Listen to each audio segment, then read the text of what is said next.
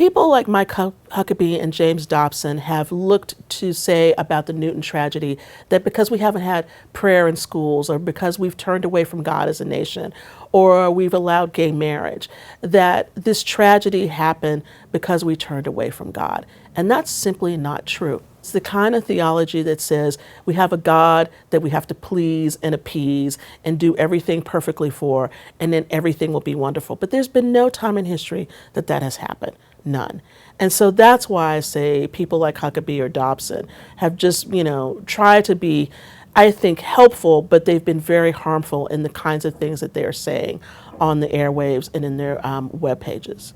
The problem with events like the Newtown shooting is that people stretch for ways to explain why would God allow something like this to happen.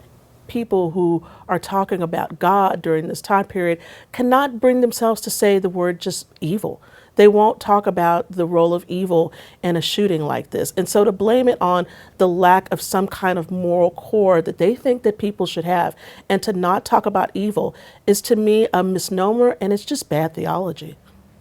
At least atheists don't stretch to try to put God in the middle of everything, to have God have to resolve a bad issue like a shooting like the Newtown shooting. In other words, I think that just a straight up humanistic viewpoint on life would tell anyone that having guns in a school is bad and having kids being shot is a terrible thing.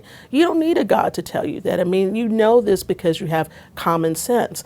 But I think an atheist or an agnostic perspective on a shooting like this might be a better one vis-a-vis pontificating about what God is doing or what God isn't doing or what we haven't done to please God. It's been really interesting on Twitter the last few days in terms of people having, really interesting theological discussions about what is the proper response to the shooting, what is the proper response to having a gun or not having a gun, being a Christian. What's interesting about the pro-gun people is that it's not so much a scriptural leaning, but they look to the Constitution as almost scripture and the Second Amendment. So if you think about it, for most Christians, it's a Bible in one hand and the Constitution in another, okay? And those things to them intersect because they consider the Constitution to be a divinely inspired document.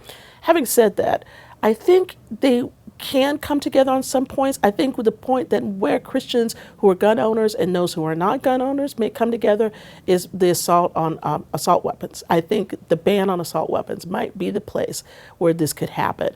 I'm not sure it's going to happen about handguns or rifles or anything else. I think those things are way too ingrained in American culture for people to give them up. But I do think this might be a moment to get an assault weapons ban that both Christians and non-Christians could agree with.